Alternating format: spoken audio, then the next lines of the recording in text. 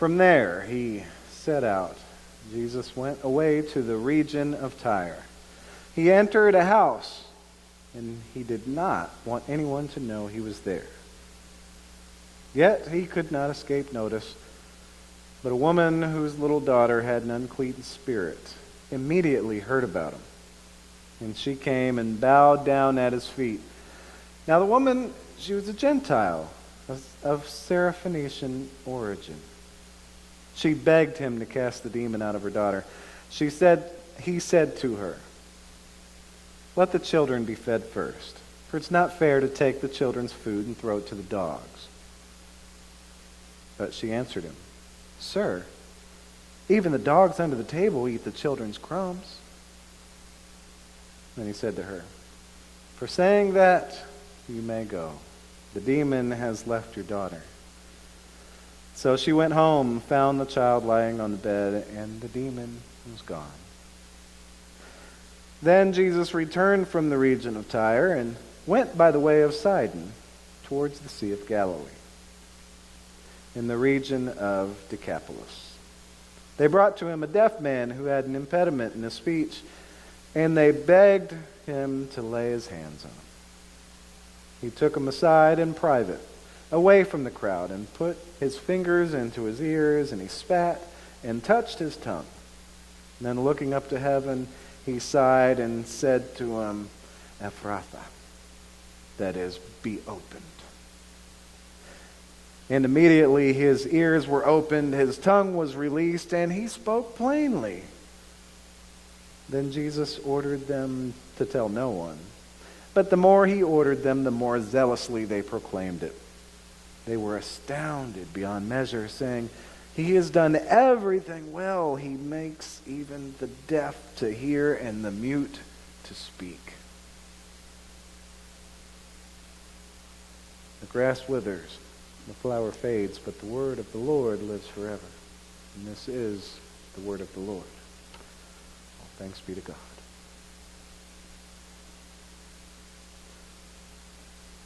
And if you ever think that a telling of Jesus' life is simply recounting things that happened, that's when you should remember to look deeper. Now, remember last week, the passage before this one was about the meaning of being clean. Pharisees and scribes were bothered that some of the disciples didn't wash their hands before eating, and Jesus took that opportunity to teach a deeper meaning about being clean. What it really means to be clean. Basically, the real dirty stuff, the real grimy stuff, the real unclean stuff about us people, it has nothing to do with washing our hands or how we eat. That stuff is the bad stuff that we say and do. It's a lot harder, though, to open our eyes to the truth about ourselves, about the things that we say and we do, about who we are. It's harder to look at that stuff than it is to wash our hands. So it's a lot easier to gripe about someone not washing their hands. We know that we all struggle with looking deeper within ourselves about who we are and everything that we do and say. How we really speak and how we really act shows who we really are and how clean we really are.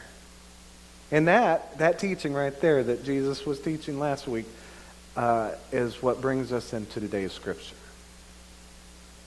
Today's scripture helps us look deeper into that teaching that Jesus was giving about being clean. God's calling.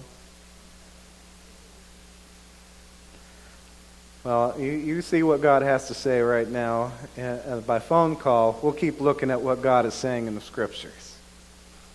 Looking deeper. It's a way to get a better understanding, right? Looking at the night sky, silent and still. Yet, all those things out there are moving around in accordance to some kind of greater scale. As the mathematics and engineering of telescopes were developed, we people developed a better understanding of this greater scale that the moon and the stars and the planets and the asteroids and all kinds of things out there are moving according to. what scale they are on and what is the order of it, what are the rules of it. We've learned a lot. Then the Hubble Space Telescope, this huge advancement in telescopes, gave us the ability to look deeper and deeper and deeper into the universe than we've ever looked before, to see more clearly how small we really are in relation to the vastness of God's creation. We're able to see so much more and understand so much more through being able to look deeper. Because of the Hubble telescope, we can see now that our sun is one of 100 billion stars in our galaxy, and that our galaxy is one of 100 billion galaxies. That makes 1 billion trillion stars in the observable universe, just as far as we can see. We can tell there's 1 billion trillion stars. We are so little on the greater scale of things. When we're talking about stories of Jesus Christ, the Gospels of Matthew, Mark, and Luke, and John, we are talking about 4 very powerful Hubble telescopes looking into the meaning of Jesus Christ. They're not just rattling off things that happen. They're told in a very specific and powerful way to lead us to a greater understanding, to look deeper into what it means that Jesus Christ walked this earth and was sent here for us. Except instead of mathematics and engineering, a vision of Jesus is brought to life through the art of storytelling. So after hearing Jesus' teaching about what defiles and what's really clean, that which comes out of us, the words we speak, the things we do, after hearing this teaching, we have these next 2 encounters that we just read about today, with the woman in Tyre and the man in Sidon, or in between Sidon and Sea of Galilee. It doesn't say really exactly. These 2 encounters are a deeper look into the meaning of Jesus' teaching, what he's saying about this cleanliness and the things that we say and do. His ministry thus far, all right, as we reach this point in the story, it's already been very challenging. He's already been all over the place in Galilee, dealing with everything under the sun. He then takes off from Galilee for a while to get away. First, he went to Tyre, going northwest up to the coast of Israel on the Mediterranean. He didn't want anyone to know he was there. He wanted to be left alone. He gets to where he's going. He arrives at a house, but word had immediately spread about him that he was there and all the things he was doing. Then the Syrophoenician woman heard about him right away. He had just got there, and she already hears about him, and she's showing up at the door. Her daughter had an unclean spirit, had a demon, and she was asking Jesus for help, begging him for help, kneeling down before him when he opened the door, begging him for help because she knows he's the one who can help. His reaction to this, though, might catch us off guard. She's here begging, and Jesus says to her, "Let the children be fed first. It's not fair to take the children's food and throw it to the dogs." Well, dang, Jesus. That's not very nice. What he's saying was, he was being sent first to the people of Israel, the children of God, and that it wouldn't be fair to give God's first blessings to the Gentiles, who were the dogs. That's not very nice at all, Jesus.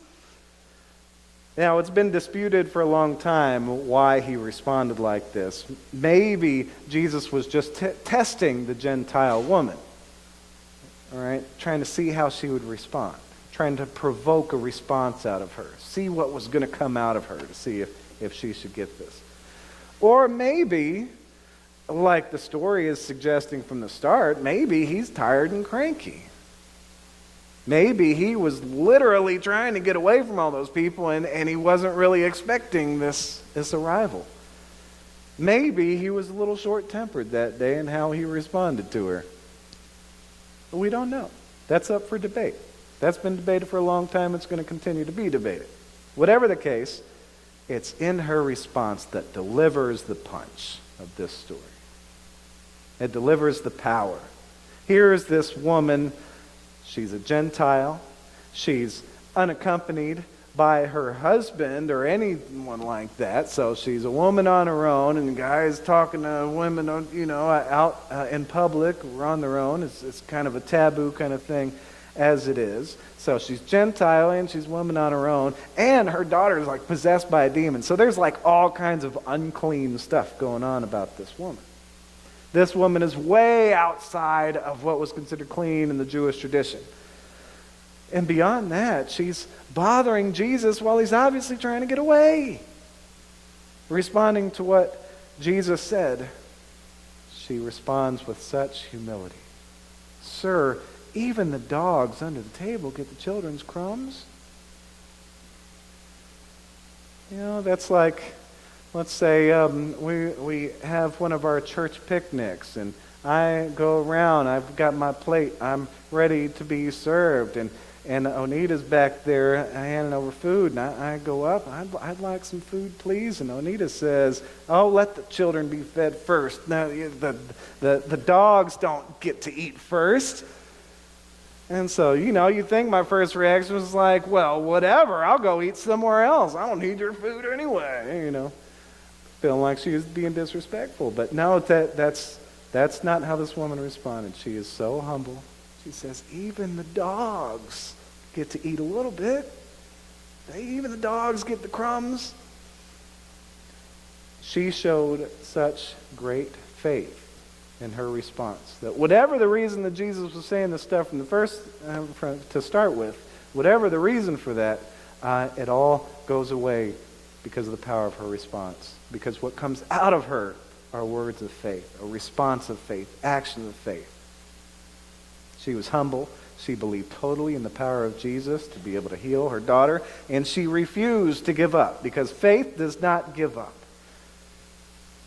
And she was asking for just a little bit. She knew that just a little bit from Jesus would provide everything and much more that she could possibly need or even want. Upon hearing her faith come out, Jesus knew she was clean. Jesus gave her the news that her daughter was clean now, had no more demon. The demon's gone. It was such a little thing for Jesus to have to do to give her the healing. So little to ask from Jesus. It's like thinking about us in comparison with the trillion, billion stars out there, and one of us here on this earth. We're so small in comparison. What she was asking from Jesus was so small in comparison to what he could give.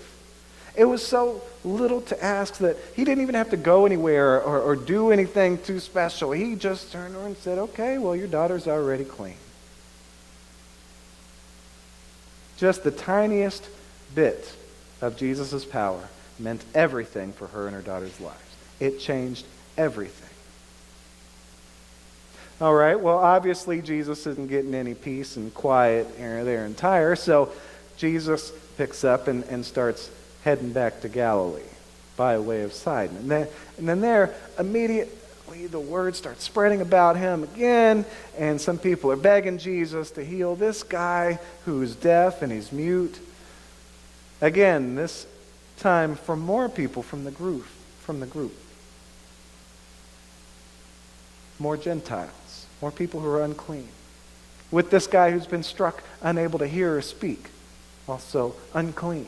What comes out of them is pure faith. Jesus sees that because of the faith coming out of them, they are more than clean enough for the power of God. They are more than ready for the power of God. Albeit, his help in this case sounds a little gross. I don't know if you guys caught that. I saw a few faces when we were reading the story. He sticks his fingers in his ears and spits and, touches the guy's tongue. And he says out loud, be opened.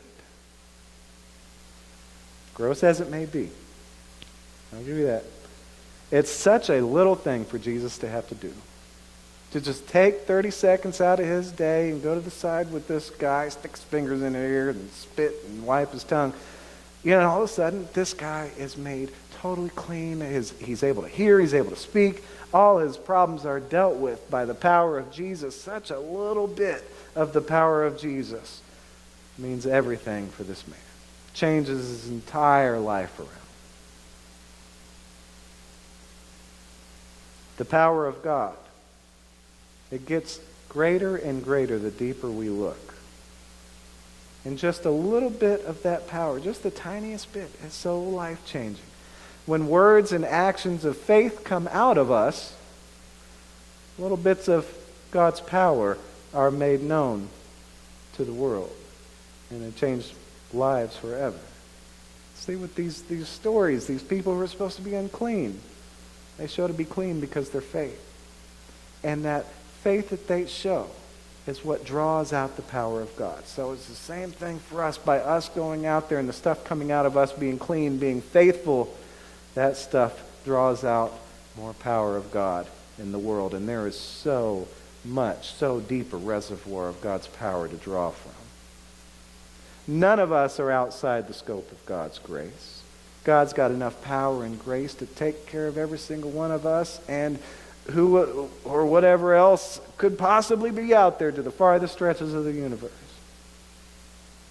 That's where today's gospel, today's Hubble telescope into the meaning of Jesus' story goes. There is no limit to what God can do in your life. God can give you the cleansing, the healing, the strength, the comfort that you need. God can give you whatever you need. You just believe in God's power to do that for you. As James said plainly, follow God's royal commandment. Speak and act as a person of faith. Love your neighbor as yourself. Have faith, act like a person of faith. Humbly present yourself before the Lord and receive even just the tiniest bit of God's power to provide whatever you need and more. May we be blessed by the riches of God's abundant grace. Amen.